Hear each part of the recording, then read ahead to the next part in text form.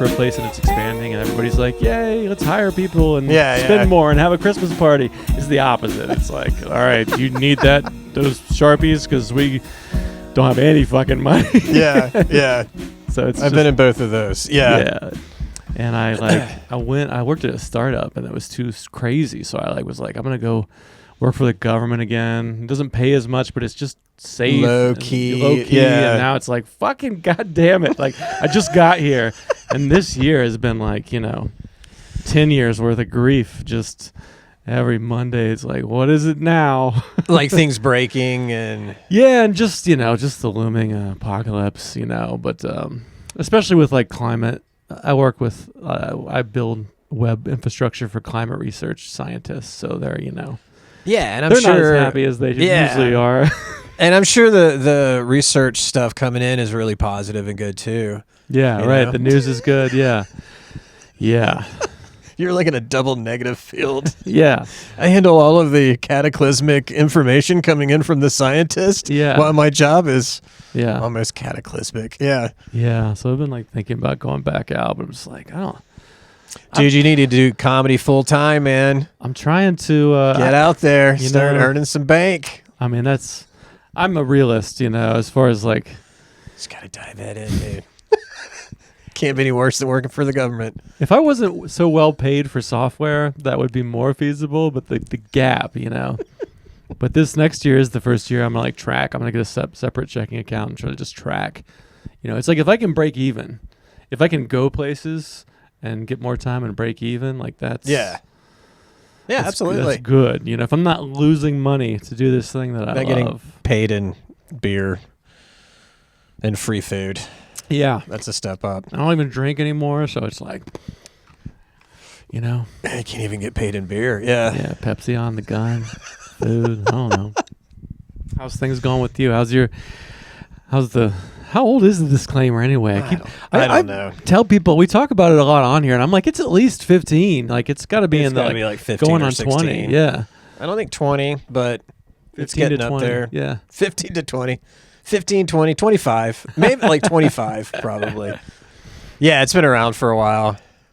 Yeah, it's still going. It's still plugging along. Yeah. I like Third Room. Third Room is good. I'll try to come out this week. Yeah. Yeah. It's been good. I'm kind of backing away from it. And we got a little team with Petey and Cloud and Min and Alex. And his name just spaced on his name. Austin, that's it. Yeah. Sorry, Austin. We'll cut that out. Had a long day. Yeah, it seems like there's a cool crew of like motivated yet responsible-ish people, Yeah. You need both, right? Yeah. They gotta like give a responsible is good. That's really hard to find. There's a lot of enthusiasm at first, like from some people, and then they fade after a month, and we have to like who's going to be good and responsible, and that's who we bring in. And we're rocking it. Petey's rocking it. New room with its lasers and fancy light stuff, Yeah, you said something last week or 2 weeks ago. You were like, his trick is making a big room feel small. I thought that was a cool way of putting it. Yeah, because that room is massive. Yeah. And it does feel way smaller. The first few times I went, I was like, this will never work. Oh, yeah. In my mind, I didn't say that there. Yeah. But now I'm like, no. I had the same thought. Yeah. I mean, I think any room is workable, generally, I guess. But, I guess the biggest thing is they were excited to have us. That was, the big thing that makes the room workable, if the venue cares whether you're there or not. And so, we just continue to change it and add and, move things around. And I think we're kind of nailing it. It's getting down, you know. It's felt really good. Last couple of weeks have been packed. And, there's some tweaks we can make still, but... And there's some new folks there, too. Some people that are, like, new at that room, like a new wave. I mean, I hosted, and, like, I don't know, like, half the people. That's, like, me, because I've been kind of out of it, and I look at, like... You've seen 1,000 faces. It's like... 10 people. I'm like, I don't know these people. Yeah. And then, like, I have to ask, like, who's this? I have to just say, if I don't know you, come talk to me, And they're like, I've been here for 6 weeks in a row. I feel like such a douche. Well, I haven't been there. I took like a month off or so after we moved, which was kind of nice, you know. Yeah. I might start doing that more. Yeah, you should. Just make sure it still keeps. I think it can run by itself, you know. That's kind of what my goal was moving, is like, you know, I don't have the energy to take on a whole nother room again. So if we're moving. What are we on? Like since 5 or 6 now? We got the airport, Athena's. Yeah. The Southern. Downstairs and at one stop and one stop and then 6. The music hall. Yeah.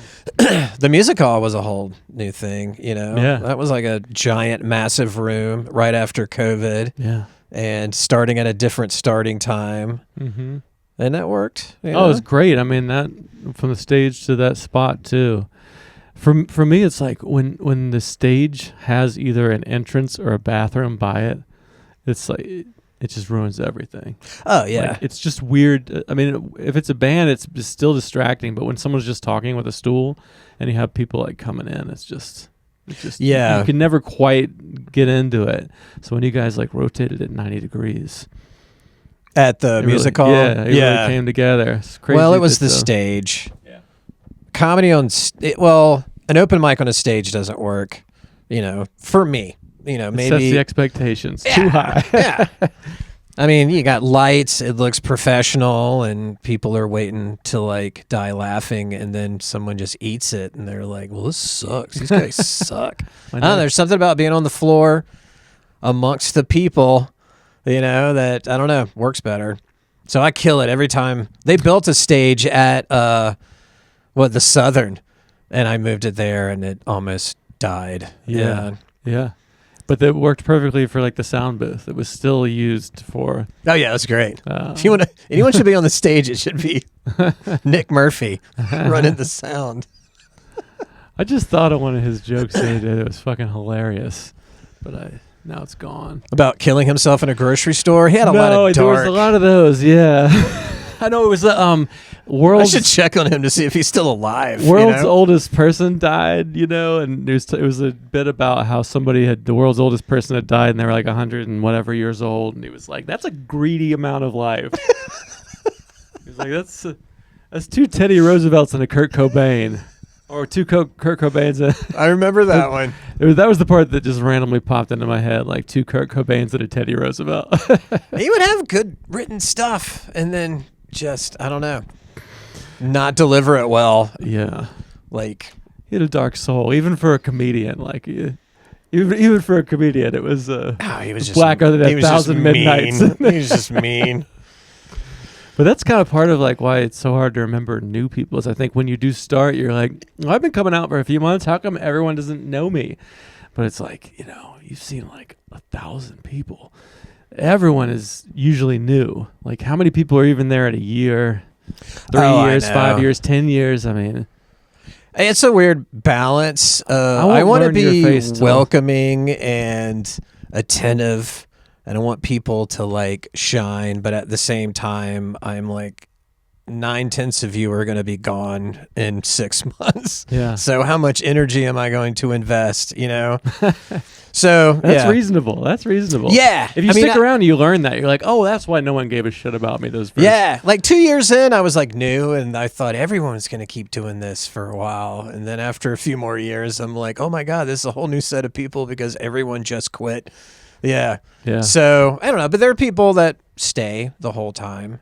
You know, there's a handful, and we have those here. But yeah, I don't know. It takes me like 6 months to really start recognizing people. Am I being loud? I'm pretty loud. No, you're good. I'm just checking to make sure we didn't like... Because that's how I do comedy. I just yell loud really is good. loudly. It's more when people are like you know, comedians generally know to put it close to your mouth and be loud. Yeah. I'm a little too much, though. Nuts. I can tell when I hear the volume just go down. I'm like, oh, yeah. I was yelling. Somebody hops on the board. Yeah. And then the next person that gets up saying, hey, guys. You're like, God damn it. Yeah. Hey, but now we got a sound guy from the venue. We've never had that before. Wow. Like, we don't even have to deal with it. That's crazy. We just walk in there like kings. Yeah. That is amazing. Just those little things like that. Like sometimes I'll like having a PA on stage that you have to bring, and then you have to like run up. You're next to the person talking, and that's like extra bad. If there's a board that's somewhere else than the stage, that's already pretty good. Yeah. Well, it's so different. Like we would show up at the music hall, and inevitably something will have been broken, like every week. Like there would be lights missing. They wouldn't tell us, or the computer doesn't work, or the soundboard wouldn't work. And luckily, we have Cloud, and she could fix anything. Yeah. But now we just show up and like the seats are pretty much out. There's a sound guy setting everything up. You know, we still have stuff to set up, but it's like so much better there. It's so much nicer. Yeah. Yeah, Cloud is like the heart and soul of the new room too. She was like hosting the other night and doing all the stuff. I was like, damn, it's interesting just to see how much people like grow and step up too. I love it. I love it. It's like the thing I'm doing at work right now is like sometimes you have to know when to like let go and not, you'll keep trying to do it all yourself and you become bitter. But it's like if you just step back, somebody else steps up and it's like, oh shit, that person's like got the right attitude. Yeah. You have to let it be a new living thing. Oh, absolutely. Yeah. And like Petey's been great. All of them been great. Yeah. And it's the first time where I'm like, hey man, I don't have to be there. Yeah. I'm not going to be there. Don't come too often. I'm going to go watch Survivor with my wife or like, I don't know. I should start hitting other rooms, but I've been lazy. Yeah. Or you still doing stand-up though, right? You know? Kinda. No, I do. But yeah, I need to do more. You're getting out and about a lot. I'm trying, dude. This month is 10 years, so I'm really trying to become a headliner. That's my goal for the next year. So just absolutely. Try to do like 50, that like 45-minute set that I do like once every 2 years, and I'm like, oh, if I could get more of these, then maybe I could figure out how to like fill this space confidently. So that's my goal for the next year is to try. It just takes the rhythm, you know, like just doing it over and over again. Yeah. And each like 20-minute set has a weird arc to it. At 45 has a completely different arc to it. Yeah, that's what I'm trying to figure out is that arc. Because you can't just, it's like the tricks that work for 5, 10, 20. The 45 really needs to be like kind of more cohesive, or there needs to be some crowd work. I can't just say, here's all my kid jokes. Here's all my getting older jokes. Like those tricks work up to 20. But you got to break it up with stuff, you know, I feel like. Yeah. You know, talking to the crowd, I don't know, doing something, because you got to recharge. I don't think you can just do straight material for 45. I mean, people do, but I don't know. Tune out. I couldn't do that. No, just talking at people that long is just. I mean, I see someone yawn. I'm like, God damn it. Yeah. I'm losing them. Oh, yeah, the yawner. Try not to pay attention to it. But, so that's like, if I can break even and do like 50 headlining sets, you know, in the next, like, I don't know, let's say a year, but really that's a like overly ambitious goal. So maybe I could do it in like 2 years, you know, just do it that many times. And I don't really have standards for like what the show is, you know. I know it's not like, and it has to be a sold out comedy club. Like, it's like, dude, no, any fucking you could do 45 minutes every other month at the Kava bar. Yeah, there you go. That counts. Yeah, that's absolutely. It's just getting up there. That's what I'm. It's a reasonable for 45 minutes. Yeah. Just standing there talking to humans. I like that room. I did 40 there this year, but I did 40 of all new stuff. Like you don't go like, here's my tight, and then you're like, why aren't they laughing? Now I doubt all my jokes. But that's a cool place to just have the long sloppy set. Yeah, I think that's almost the best kind of set. It's low stakes. Blackburn's like, do it. He's not like, you didn't do your best jokes. He's like, I was looking at basketball for most of it, you know? I haven't done that show in a while. Yeah. He'll ask, and I'm like, I don't know, dude. You should do it. Just go in with like the notebook and do some shows in Greensville. Down there in Greensville. You know, I'm sure there's tons of shitty shows to get on. Yeah. I mean, that's there's more and more every year, I think. Like that's something we talk about on here too, is that, you know, you used to kind of have to move to places like New York and LA, because like if you put like pins in on a map, like the number of places you can perform, like 10, 20 years ago around here, there'd be like just a few dots. But now there's a lot of bad brewery shows all over, like Tennessee and South Carolina. That is North the majority Carolina. Of shows, it seems like. But hey, it's like, I don't I'm not delusional that I'm like, where's my great audience? And I'm like, no, I'll take whatever the fuck. Yeah, no. That's People totally that the way might to be. listen, like, yeah, it's fine. And then you can blame it on the loud brewery equipment if you bomb. You're like, well, it wasn't the room sucked, so you can actually kind of like use that to, Let's have the fun, man. Honestly, it's just go in there, and then shows that are so bad, you're like, oh my god, I can't believe I just went through that. The Boiler Room did that one. The last Boiler year. Room. That's probably like, I'd say the worst comedy room of all time. What's weird is because it shouldn't be. Yeah. Honestly. Yeah. Like, it has almost everything going for it, but I don't know why comedy shows don't do well there. Yeah, I mean, the layout is good, but it's like, it's empty. It's completely empty. And then the music right before the headliner gets up, it's like, oh yeah. So like, that's totally true, man. Like, just as like the feature is getting like the 8 people sort of starting to think it might pass as a comedy show, that's like, the headliner comes up and you're like, fuck. But doing like a long set and just staying up there, like, it does feel like some kind of win. Just that you stayed. Yeah. I don't know how many times I've done that room to like 5 people. Oh yeah. And just was like, all right, I'm committing. I'm doing this. I'm going to get through it. Sometimes it's great, Yeah. Even though it's 5 people, like, it's still fun, One of those 5 people starts laughing deliriously. You just talk to them after a while. Yeah.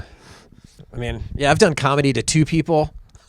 And at that point, I'm like, am I going to do jokes? I'm just going to talk to these people because this is silly. Yeah.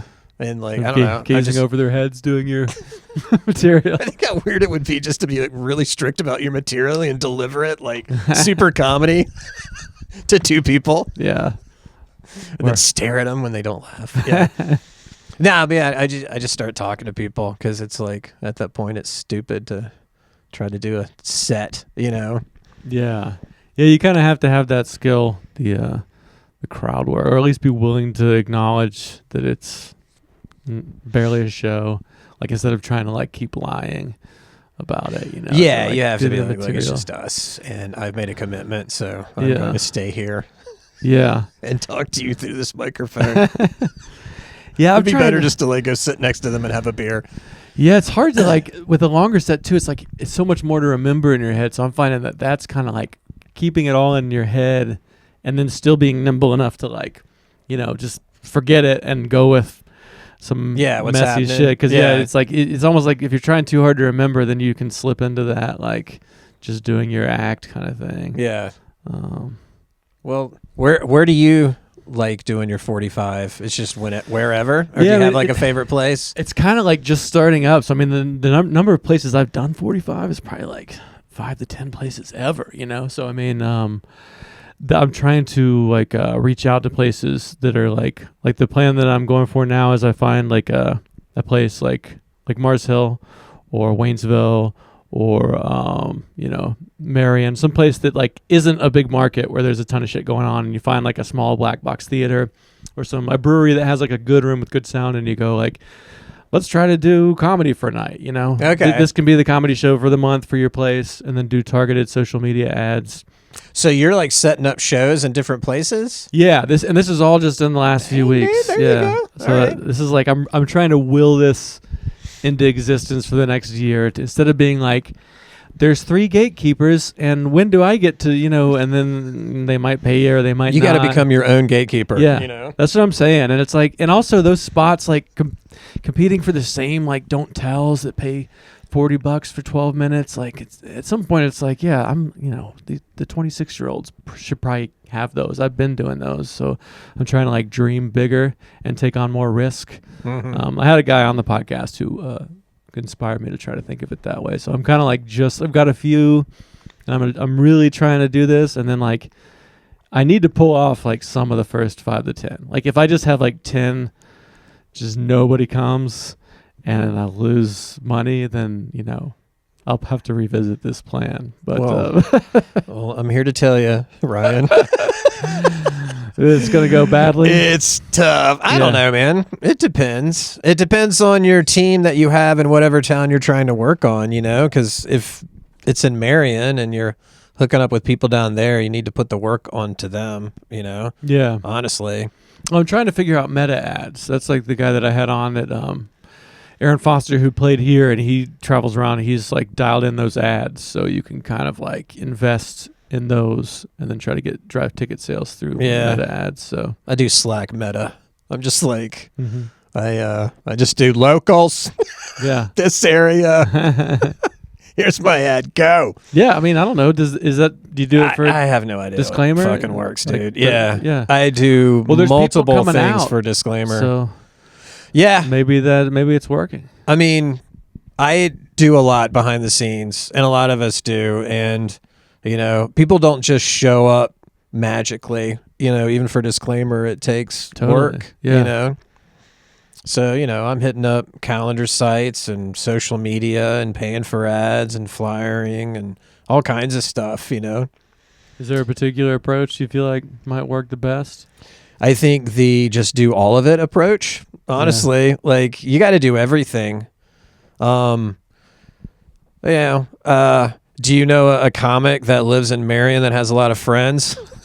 That's one approach. That would help, yeah. Slap them on the show. That's a few people, Yeah. Get the venue to promote. Yeah. Yeah.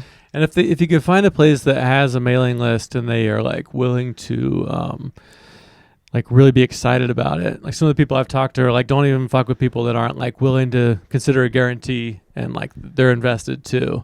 Yeah. So yeah, I mean, it is a big, swing and an experiment, but that's kind of what the last 10 years have been anyways. Like comedy is mostly like trying to pull off these things and often just embarrassing yourself. I mean, it's kind of like that's. I think it's worth it if you want to run shows. Yeah, I would find a venue that is interested and will promote and be invested. If a venue's just like, yeah, man, whatever, then it's not going to work because it's going to be all on you. You don't live down there. You need them to promote. And I think it's really about wherever you go, have locals that live in that town do the promotion for you if possible, Because doing it from here in just social media probably won't have the impact that you think it will. But I'm not a master promoter guy. I don't know much about anything. I should be better at it than I am. Yeah. But I promote very haphazardly and on all bunch of different fronts. Yeah. And sometimes it works and sometimes it doesn't. So I don't know what works, honestly. Yeah. I don't know how many I do the same thing every week, and then some weeks it's packed and some weeks there's no one there. And I'm like, I don't know. I don't know what else has happened. You're doing the stuff and people are coming. And I mean, there's certainly like a lot of factors and other people spreading the word too, but that's still something. I mean, I don't know. I think it's the open mic. The open mic makes it easier. We tried to do a showcase at the music hall and people were not giving a shit about the showcase. People didn't care. Yeah, isn't that weird? It's almost like having it be like some of it so bad and unpredictable was part of the appeal. I think that is the appeal, but also it's like, how many local showcases can we have in Asheville? I mean, how many? Yeah. And, people, it's just, who cares? Another showcase of the same people. It just, wasn't going to work. But I promoted it just as much as the music, the open mic, and just didn't work. So yeah, that is weird. So it takes trial and error, and I think I know I'll learn something. Like I never expect anything to go well, but I do like to try to, like I'm fucking 40, I'm a pessimist 46, too. People get tired of me because I'm always like thinking of everything that can go wrong. And they're like, well, maybe things will go right. I'm like, you don't know. It's like I'm already doing all these bad shows all the time anyway. It's like a lot of times I'll go down for somebody else's show and it's like still, minimal turnout. Yeah. I have hopped on a few shows with people that have done this model I'm talking about, and they pulled it off using social media ads and getting the venue on board. Yeah. So I wanted to like try to commit to think that's totally doing worth 5 to 10, yeah. And just see like, okay, I did 10 and like 3 of them worked. You do 10 and it's like everyone fucking sucked. But then I'll be like, well, okay, I tried. But yeah. Nah, dude, I think you're right. I think the key is getting the venue on board. You doing okay over there, man? Twist my mic cord. Got it. There you go. Yeah. All right, you need freedom to flex, to move around. I'm pissed that I spilled my tea. That's a bummer. That I does can't drink suck, it now dude. because the ice was like on the carpet. Which Oh, did you throw the ice back in there? yeah, so it's was- like, but it's fine. I mean, you could still drink it. Just kind of. this carpet doesn't. This is a shed Why? carpet. This looks. I This don't know, ain't it house does look carpet. pretty gross, Yeah, man. Yeah. it's, you playing any music these days? No, I live a very boring life. I haven't been doing much of anything. I don't know. I play acoustic every once in a while. But yeah, anytime you want to jam, just let me know. Yeah, dude. I can play all set up. drums, kinda, Oh yeah. and I can play guitar. Hell yeah. Is there a particular, like, when you play, do you play like covers by people or? I used to know covers. I've forgotten like every song I've ever learned. Now it's more like classical, like yeah. Like nylon string? Yeah, Good. Nylon string, classical. I like a lot of Beethoven.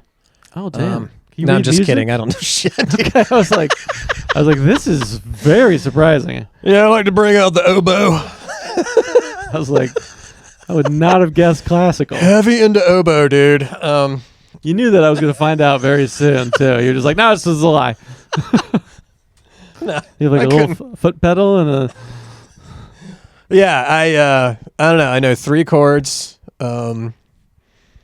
F sharp, B minor, and those aren't the Q. ones. Now I'm doubting that you play guitar because it would be G, C, D, D minor. No, it's F sharp, B minor, and Q. And I just F rearranged sharp that is the into last different chord. songs, huh? F sharp is the last chord anyone learns. That's which one is that? The hardest one. I remember I learned through tabs in magazines. Like I'm that old. There was no me internet too, to yeah. search. Okay, Guitar yeah. school in the 90s. You're old as fuck too. Yeah, and I remember I was learning Stairway to Heaven, Yeah. and I didn't know how to play any song. And I was like, there's this tab of Stairway to Heaven, and like on the guitar neck was like 15 dots, and I was like, what the fuck? And so I got my hand. I'm like, how do you strum? And then my friend was like, oh, you bar. Like I didn't know about barring. Yeah, it's not clear. You're just like, how would you? I thought you had to put your finger on all of the strings and then the other. Yeah. There's still a lot of like great guitarists that don't bar. Like there are people that just don't ever. They're like, that's too hard, and they just find workarounds. Okay. It's not that common, but there every now and then I'll run across like a favorite guitarist and read their thing, and they're like, I can't do bar chords, and they're like putting their thumb over the top or some weird Oh, shit wow. like that. All right. Which is crazy. Yeah, that seems pretty weak, dude. Just put your finger there. Yeah, just fucking bar it. Just put your finger. I learned. You can learn.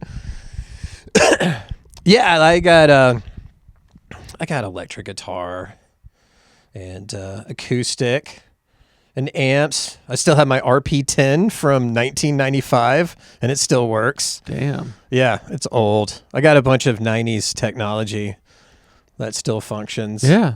I have all these pedals, these Boss pedals. Oh, yeah, I got some of those over here. Yeah, and delay. Yeah, and I'll break it out every once in a while. And like, Did you play in bands and stuff? I was in a band in Atlanta, and we were not good, but we tried. Yeah. Is that where you grew up in Atlanta? I grew up in Statesville, North Carolina. Okay. Yeah, Yeah. but then I moved to Atlanta, and that's because I went to school there. What'd you study?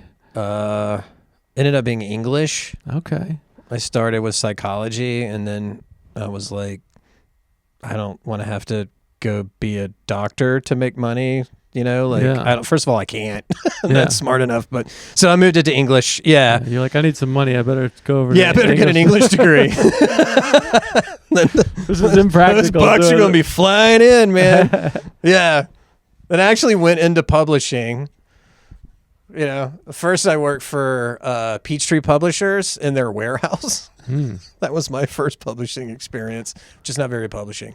Yeah. It's just working at a loading dock because I just needed a job. Yeah. And then I worked at White Wolf Publishing. And they did role-playing games and had a fiction department. And then talking about expanding and then contracting. That's what I experienced there. Like they expanded really quickly, and then 3 layoffs. They got me on the 3rd layoff. Yeah, that's dismal. Yeah, and then I was like, publishing is dying, so I went into IT. Yeah, fucking IT, and now it's like the AI, the vibe coding is. I'm like 50-50 on whether like it's just gonna be. Coding's gonna be not a thing. I don't know. It's really amazing. Like, do you use AI Copilot at all for coding? I mean, it's pretty. Yeah, amazing. They got his Chat GPT at work, and I've had it create scripts and stuff. You know, like if I need to test something and it's a pretty simple, I'll just code this thing, and then it'll be like bloop. Yeah, and. Yeah, I've had to make change. Like it just didn't work, and I was like, "What the hell?" So I'd go in there and look and be like, "Oh, well, this is why they do this," you know. And I'd change it, you know. So it's not there, but I imagine one day it will be. Yeah, it seems like we have one now, Amazon Q, that's like it lives inside your code, so it can see all the files and generate stuff, and it can do all the things that we would hire a junior to do. Okay. It can't. It still will like make a little mistake or two, and you have to review it. And some things it'll just spin in circles. But it's kind of like that's what I've heard is it's really disrupted. Like if you're getting out of college now and you're like, I'm ready to be a computer science person, then it's like those entry level jobs. That step where you learn how to code. Yeah, like the AI is doing that. So I don't know if it's gonna come for. I think it's really you got kids that are like. Entering the job market, right? Yeah, I think my son graduated. He's in the job market. Right? Yeah, that's what I've heard. He's in New York and he's doing freelance stuff. I don't know. You know, he doesn't really code or anything, but he does use. He's studied product design, so he has apps related to that I don't know anything about. But you know. That seems like it almost might be better because you're like, what do humans want to touch and use? That's not as AI-able as like write me a database migration script. Like a robot can kind of do that, but if you have to have taste and like put your mind in the user's mind. I mean, I guess it's if people care about that stuff. If you work for a company that doesn't care, they'll just fart out something with AI and be like, "Nah, it's good enough," you know. And it's free. Yeah, and it's free. So I don't know. Yeah, I don't envy kids, man. Yeah. Yeah, my kids go to this charter school where every day they're just like, it's going to all end in like 3 months. Now learn this really hard math. And they're like, why? Why? Can we just go outside? And it's like, I never occurred to me that you could maybe be a little too heavy-handed with that. I'm like, don't worry about it that much. And they're like, because it's not true. I'm like, no, it's all true. But you should still have a childhood before it all burns, like. We're all going to die, but let's have fun. Let's just have fun. Let's forget about it. Just forget about it. Let's forget that we're all going to die. Let's go to Rocky's and just eat some delicious fried chicken today. Yeah. I've farted around with AI. I tried to do AI to do jokes and just to see the level of capability. It was just god awful. It was so bad. So I'm like, okay, well, that's good for now. Yeah. For now. But it's such a but I think it can kind of like structurally do some sort of things, but it can never like tell your story. That's why I want my jokes to get more into like things that happened to me as a kid, or things that only I could say. Because if you just want to write some jokey jokes about like, did you ever notice the thing at the airport? It can't even do that. You don't think so? No. I mean, have you seen it? I check in too, and I feel like it's I don't know. Maybe I just have bad prompts. Yeah. I was on a Teams meeting with my boss, who's pretty laid back, and we were talking about OnlyFans. And for some reason, I had ChatGPT up, and I was like, I'm going to ask ChatGPT how me as a 50-something-year-old man with alopecia could be successful with an OnlyFans page. And that's a good prompt. And I know. I was like, dude, this is going to be hilarious. And so like I'm just sitting there talking to her, and then I did it, and then I'm reading through, and it was like totally supportive. It was like, you can do this, man. And I'm like, well, this isn't funny. This is literally a map on how I could be successful. And basically their thing was there are a lot of weird people out there. Yeah. And if you gave me all the steps, and I'm like, well, I think I'm going to do OnlyFans. Thank you, AI. I mean, if your next prompt was like, no, I want you to like make fun of me or something, I bet it would. But it does default to like trying to be helpful. The first sentence of everything is like, great question. I can see you're a very thoughtful boy. Have you noticed Shut that? the hell up, AI. Like it's trying to like you know, validate. You should spend more time trying to get in there. Yeah. Take over. I see what it's doing. But I think it is like it's really great for doing things like trying to be like, yeah, I want to like find a bunch of small black box theaters that are 2 hours from Asheville. Help me like draft an email pitch, you know, like stuff like that. Just admin shit that just takes forever, and then it's like it goes and finds a bunch of data and it writes me a thing that doesn't quite sound like me, but I'm up and running faster than if I just like looked at a map and started writing it from scratch. Yeah, so I think you can kind of use it to like generate ideas that you then like be like, the 3 of these are bad. One of them I could kind of, you know, like your script, you can kind of change it. So you still kind of have to know what you're doing. Like you can't just copy and paste it, but it can speed you up. Like I've been sending out booking emails for like 30 years, you know, like music and everything. So I kind of know what I sound like, but it takes so long to like write each one from scratch that it can kind of give you like a head start. And same with like job like performance reviews and shit like that fucking drudgery of like, what did you do this week? Christmas letters. I mean notes to your kids, Valentine's to your wife. It's got to be old people because they're gonna know, you know. It's got to be someone just like, someone died of me. Like I can't, you know. I don't. This had too much feeling. Did you have AI write this? Yeah. Damn it, you got me. Yeah, like my kids, I just know that like their radar for it is better than mine because they're growing up with it, you know. So you got to target the elderly if you're going to go personal on it. Okay. And that, it is interesting, like, where's the line? It's like, yeah, if I'm like telling my wife happy anniversary, like I'm not going to use AI. But if I'm trying to like... Really? Dude, talk about it. Just boom, done. Next year I'll be like, yeah, actually... Write a note, order something. I'm going to go, I don't know. And our marriage has never been better.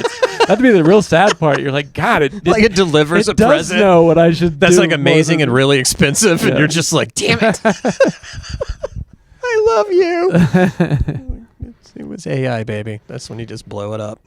Yeah, I mean, I was listening to a lot of podcasts with it because I'm worried my job might go away, and like I had to stop because it's so crazy to like be learning about AI and what it's doing each week that it was like starting to kind of like destabilize my mental health. So I'm kind of taking a little break from learning about it. Do you know you should talk to work that out? Is AI? Yeah, it's really good for that. Yeah. I know. They have an app really for that. work through your emotions. Well, that's what this is for. This is the real human connection, you know.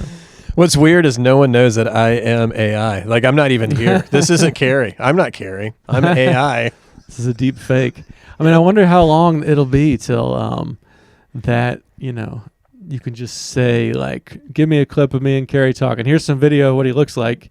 You know, I mean, maybe never, but it's just... I think you can do that right now. Like, yeah? Yeah. It's just not even clear, like, if... we talk about this on here, and some people are like, it can't...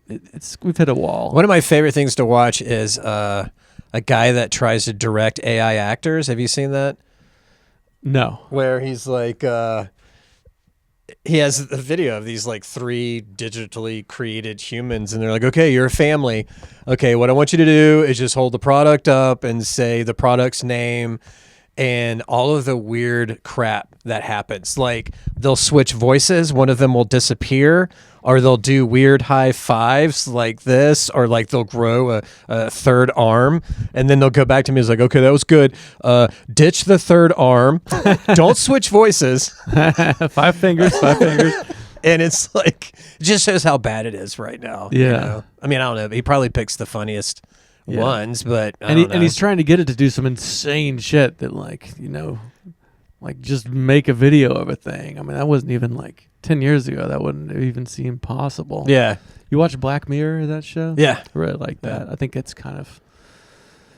There was one where you can just like... You can just tell Netflix, you're like, I want a movie about this, where Bruce Willis plays this guy or whatever, and it just makes it for you. You know? That's where we're going. That's like, where music's going. Right? You just say what... Because it's already a little bit like that, where you're like, write me my performance review that, you know... They'll do that with comedy. Yeah. Like, I want a Bill Burr plus, I don't know. But the comedy is like, I think it's one of, like, people are so hungry for, because it is one of the most human things. Like, even if AI could write you everything, which I don't think it ever will be able to, you still have to have a person get up there and like perform it. Yeah. There's not ever going to be a drone. Well, not anytime soon. A drone that can like, awesome. that can do crowd Just work. lowers down. I would love to see a comedy show just by a drone hovering on stage. So what are you guys up to? It's signed up. We got to give it 4 minutes.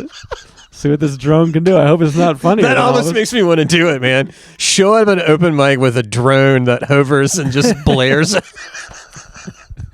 Am I right? Just get AI to write you some jokes and like some little like helicopter bug that just says them. Yeah. Ryan, I think that's a great idea. I think you just, that's the future, man.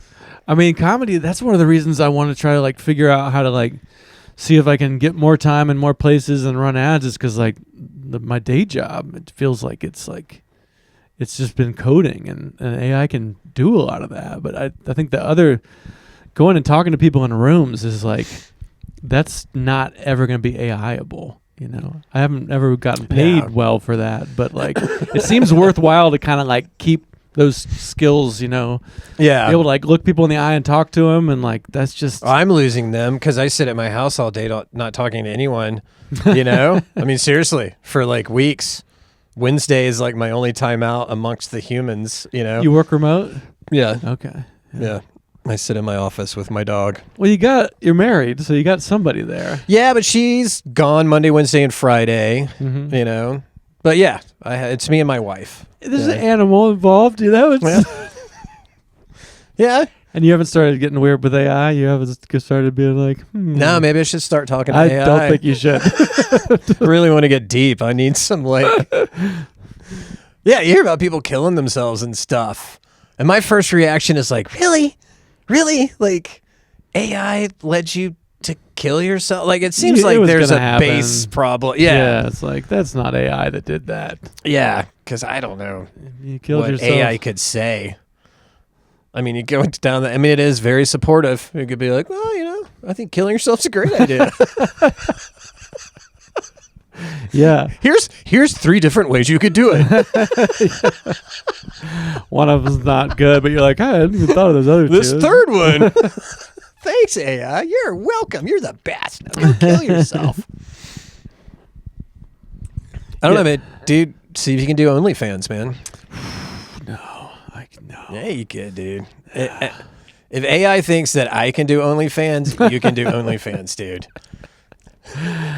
That's encouraging. Yeah, dude. I thought it wasn't possible until AI told me. It's a feet thing, right? That's like the main. I think No, that's like man, the it's everything. You just got to bear it all, dude. It just feels. I'll send you what it told me, and then you can like decide if you're worried about your job and stuff. You know, I mean, you already have a shed. I'm cameras, worried. Dude. I'm worried. You're set, dude. Just do it right here, and then you can promote your podcast while you're doing your OnlyFans. And it would do so much better than this podcast, and that would be depressing. I don't know. Probably not. Kidding. I'm thinking it would be wonderful. I'm just saying you're set, dude, for OnlyFans. I mean, does it have to be sexual? I mean, that's what we're kind of talking about. I never said anything sexual in my prompts, but it is implied. It's sort of like, is there, like, what percentage is, like, you know?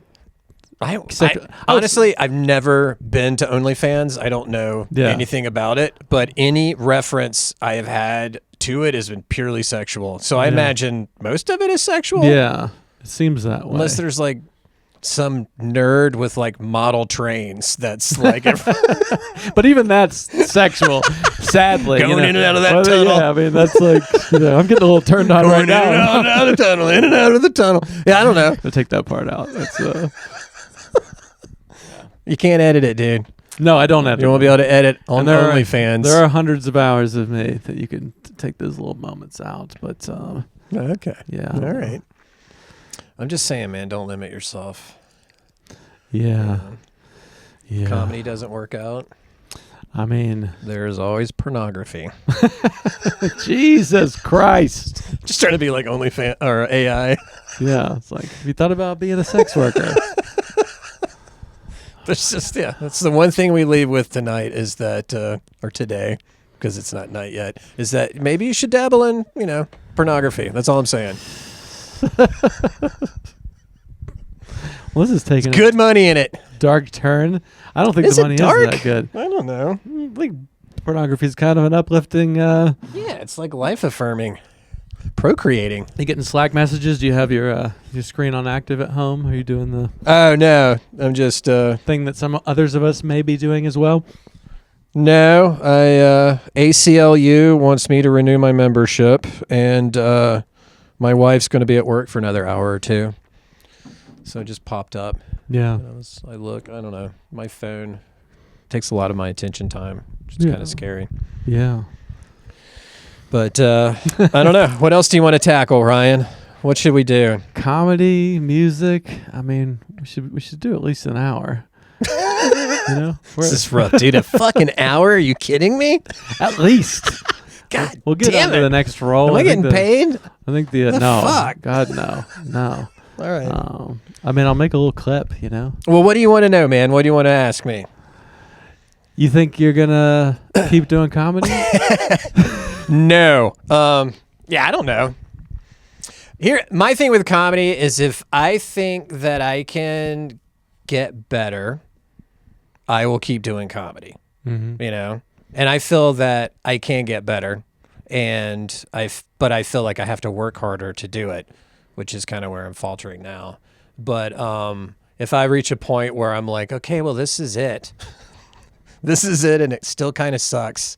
I think I'm out, Yeah. But you need comedy, though, right? You remove comedy from your life, it's not... That's what my wife says. Like, I'm not a fucking one trick. I got other shit in my life going on. You just kind of said that... Well, I don't know. I'll just start something new, dude. Like, I don't know. Comedy's so cool, though. Is it? Think about all the people you've met. And I have met a lot of people. I mean, you're at a point where you can kind of like get out of running rooms with like so much of that energy. So yeah, that is the nice thing. Is I would like to back out of that, and then but then I need to start going to other shows, and I've been very bad about that. I don't know. I've had a lot of crap going on, so comedy is one of the first things I can cut back on to get my life back in order. But I am gonna keep doing comedy. Yeah, for the near future. And when you get to like 40 or like 50 or beyond, it's like it is harder in some ways. It seems to be. It seems like everyone is like 32. Everyone's like 28 to 32, and there's some people in their early 20s, and then I think there's only a few people that are older than me that are even in the scene. So that seems to be Art. Yeah, there's a few other. Yeah. There's people that... Gio will show up once a year these days. Hell yeah, the wags. Ben will show up occasionally. But yeah, it's like... I think there is kind of a reality to that where it's like... But I think that's kind of makes me sad because a scene... That's what's cool about it is the diversity of like... Age is a form of diversity. If every single person's a millennial... Yeah. Without kids, it's like... It's kind of the same perspective. I mean, I like hanging out with comedians, honestly. Like, it's fun to go hang out and talk to people of various ages, and I don't really ever have a problem with younger or older, Yeah. It's just like, are they fun to talk to and hang out? So that's nice. And, and then I'll go to parties and shit of non-comedians, and I'm talking to them, and I'm like, oh, that's why I like hanging out with comedians, because I'm like instinctually like just running, like I'll just have an idea and just kind of be making jokes with it, and they're looking at me like, what are you doing? And I'm like, oh, I thought this was funny, so I'm doing okay, never mind, you guys go back to drinking your drink and talking about boring shit. Yeah, so it's fun to hang out with comedians. I mean, that's a big... I also don't, but I don't want to do shitty comedy. Like I don't want to be lazy, and then when I get on stage and just constantly suck, and then just be like, oh, that's the old guy that he hangs out here, but he's not very good. I don't want that. I would absolutely rather quit than that.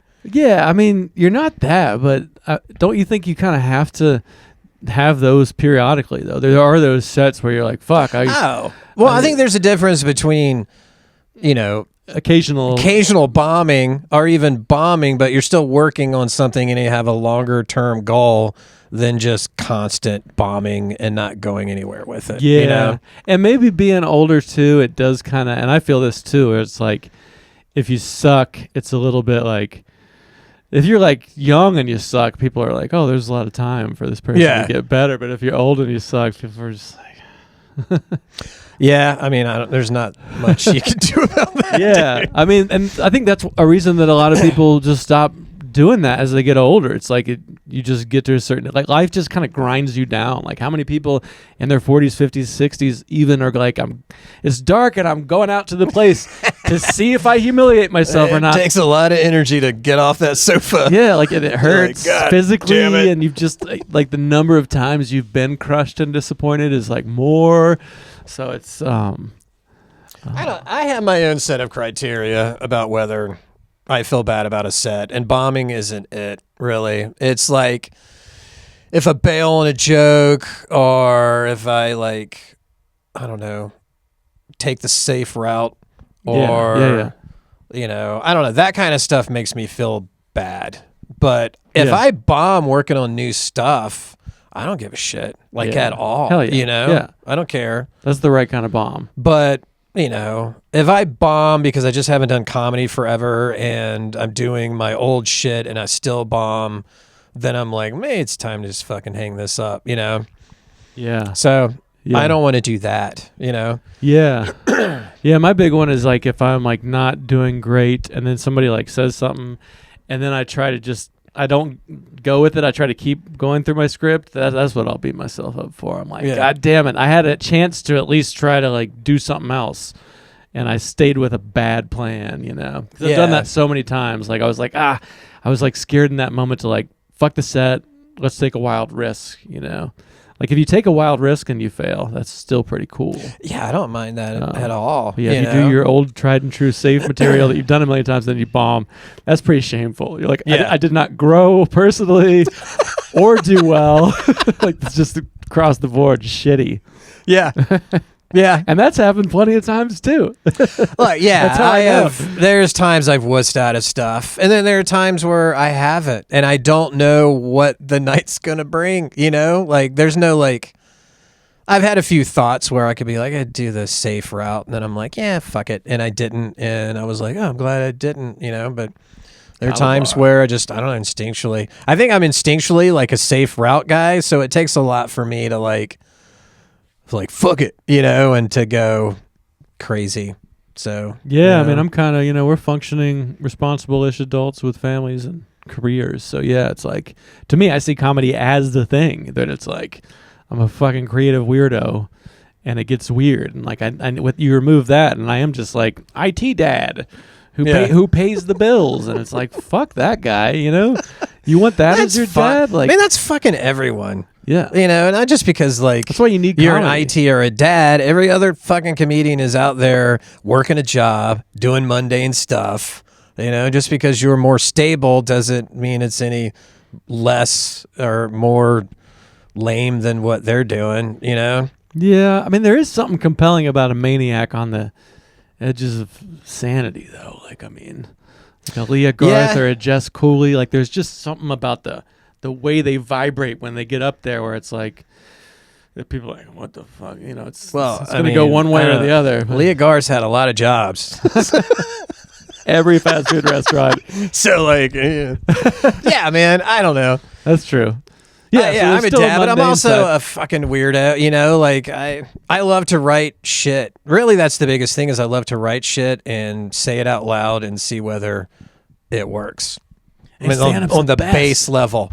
You take that guitar up there to your little classical or whatever it is that you actually play. Like, it's just like kind of like saying jokes is just like this so immediate. I just get bored in life. Like, if I don't do comedy for a while, I don't know. I'm just like, I just feel a need to write some dumb shit and go out there and just say it out loud and be like, well, okay, well, that didn't work, but that part worked.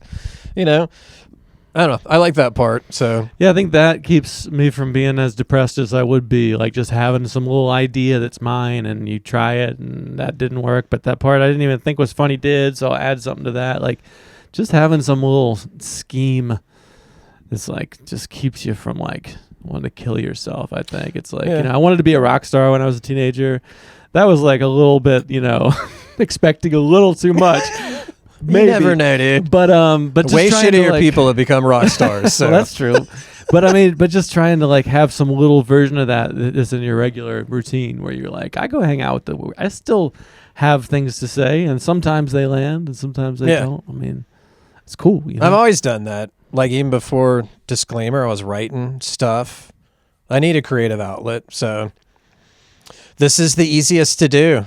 Now that I've set up this whole thing for my life of doing comedy, it's already there. Might as well just keep at it for a little bit longer, see what happens. Yeah, now you can just show up and like do a set and leave. I'm just gonna fucking eat a dick on stage and then go home. And then my wife would be like, "How did it go?" I'd be like, "It sucked. It's horrible. I hate this." All right, well, I'm gonna go back out next week. How many times has she heard you say that? Like, I don't know. Like a lot? I don't really go off about hating it, but I am very honest. I know when I don't do well, even if people afterwards will be like, "Great set." I'm just like, "You are full of shit. That was a horrible set." But you've been around for a long time. So like when your idea of when you bomb is probably maybe similar to somebody who's newer thinking they did really well. I feel like the longer you do it, the more laughs you've gotten, the more they need to be really good to count. That's what I've noticed. Where it's like people that are new are like, I did well. It's like, you didn't do well. And then there's I wish I had that delusion. Comedy would be so much more fun if I just delusionally thought I killed every time. Oh yeah, that's hard. Though. But you end up not being very good because you need the failure, to get better. But I think I know how well I do. I'm pretty good at knowing it, And there are times where I do well. I'm like, oh, it's a pretty good fucking set. I did all right. And then there's times I'm like, I did fucking horribly. Yeah. When I see a guy yawning, like I am not doing well right now. I mean, one yawn. Like, I know. I'm just as an example, but yeah. Because I'm like, I see guys yawn. That always bugs me more than anything in the world. I know. It's like, be on your phone at least. Especially when they're trying to be in the show and it's like, he's fucking fighting a yawn. God damn it. Am I doing that bad? And the yawn beats you out for yeah. I've gotten pretty good at if someone's not listening or laughing, there'll be people that sit in the front row and frown with their arms crossed the entire time. And I've learned I don't know, it's almost instinctual. I just blot them from my brain. Like they no longer exist. Yeah. And then I just keep doing my set, and then afterwards I'll come back. I'm like, oh, there's that fucking asshole that did not laugh or anything the entire show. Yeah, that's hard for me, but that's good. Don't focus on that person. It's easy to start focusing. It's so easy. It's to be like, why is that guy not fucking laughing? That was good. What the fuck? What the fuck's up with this guy? And you just focus on the one guy. Yeah. Like, God damn it. Yeah, because there's the need to express myself and be an artist and all that is part of it. But then there's also the need for approval that I think is probably in there somewhere too. So that guy really fucks with me on that, where you're like, he sat that close. I guess he wants just not to laugh. Yeah. I don't think you should ever fuck with the audience for sitting close, but maybe that guy you should. It's like, if you're going to be that, that's actually a net negative to be that close to it. Not just me, but everyone. You're just sitting there like in a bad mood. Like you should probably. You got to make that call. Like, is this guy worth the attention he's about to get? Derail your show. Well, I found that they usually turn on, like early on, I would do stuff like that, and then they'd turn on me. I'd be like, what the fuck's your problem? And then people are like, whoa, this guy's mean. He's starting to attack members of us, the audience. So it's almost like, what? That's the worst is when you like take on an audience member who deserves it, but then the audience sides with them. Yeah. They decide you're an asshole and they can't trust you. It's a little tricky dance there, man. Yeah. Yeah. I'm not good at it. Like when I'm mean, I'm just mean. Like there's some people that can be mean but still likable and funny, but I'm just a dick. Yeah. And so it doesn't really work for me. Same.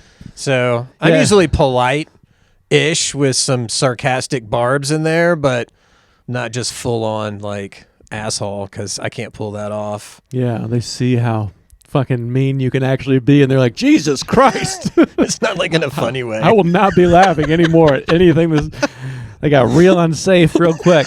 But there can be that kind of cartoony, like Cody or somebody can kind of be like, well, I've seen him go both ways with that too, but be kind of like, I'm just I'm a loser or whatever. So then it's okay for him to like punch on. If you can present yourself as like, I've seen it go both ways for Cody. Yeah, I mean, there was one at one of Melissa's shows at that place by the river, and I think I can't remember what he said, but he had like two vets like standing like an inch from his face, just talking shit, and I'm like, well, my crowd work didn't go well. Yeah, I remember seeing that picture. Oh my God, Larry took that picture. I'll tweet this out to the disclaimer thread so the help will come. It's like, that's not. We won't be there in time. I don't think that's gonna. And also comedians coming to like help you in a fight. No, it's not. Yeah. Yeah, I don't know who the. Yeah, I don't know. You and Austin wrestled, right? Got some wrestling. Well, yeah. Moira was tall, It was like if you were in a brawl, like who? It wasn't Austin. It was God, what's his name? Jason Webb. Me and Jason Webb would wrestle every once in a while. That was back in my drinking days. Like friendly? Yeah. Oh wow. At the Southern, and I can't remember. He would just talk shit and just just kidding around. I'll be like, yeah, fuck you, and then like I don't know. We just wrestled a couple of times. That's hard to imagine. We were just hammered. We were just drunk as shit. And then people were like, whoa, whoa, whoa. We're like, we're just kidding, And then one time we did it at the One Stop. Yeah, Maura thought it was real, and she was ready to beat Jason's ass, which I very much appreciated. Love fucking Maura. Yeah. She's coming on next week or nice. The week after, whenever yes. she's in town. So that's one Great. for the bucket list of the podcast. Yeah, I don't drink and wrestle anymore. Yeah. I don't even really drink anymore. Yeah. Yeah, I think half the open mics subsisted on all of the comedians drinking. That's where they made their money. And now that comedians don't drink, they're like, I'm not making that much money more. Yeah, it's like those of us that are too old to drink a lot, and then there's the new wave. It's almost like they've embraced more of like the vape and CBD. Yeah. Like I think drinking's not quite as. It's not even close. Like you go to therapy now instead. I mean, it used to be till 2 or 3 in the morning, just heavy drinking by everyone, and I don't know. I appreciate not doing it. Because, I mean, there were years where I was just hungover every Thursday. Yeah. Like every Thursday. To the point where even when I didn't drink, I'd wake up and still feel hungover because my body was just used to it, So I think it's much healthier and better that we're not drinking. Oh, yeah. And the shows, a lot of shows are starting at 7 and 8 p.m. now. That's great. We used to start at 9:30 or 10. Start at 8 and at 10. Because I'm trying to, unpickle my organs just from all that. I'm trying to, live for a while. Yeah. Well, I think when I started, they were still smoking in bars. Yeah. Like at the New French Bar. Yeah. But it was like 2 months of that, and then they did the whole no smoking. But I remember people would sit there and smoke cigarettes, and it was only after they stopped was I like, oh, man, if I had just done comedy all these years with these people smoking like that, yeah, man, that would not have been healthy. Yeah. 20 years of sitting in smoky rooms, secondhand breathing that shit in. But people, once they barred smoking, the crowd would get up and leave like every 10 minutes to go smoke a cigarette. So you'd have a comedian on, packed, everyone's watching, and then all of a sudden the room would empty, and you'd do 2 or 3 comedians while they smoke, and then they'd all come back and watch 2 or 3 comedians.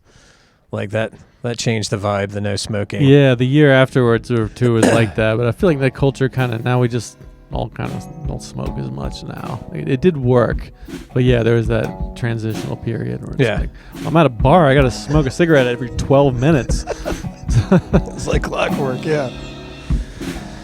Well, should we wrap up on that note? We've hit our time. Yeah, let's do it, man. All right, gotta get back to work. Thank you for coming on. All right, thank you for having me.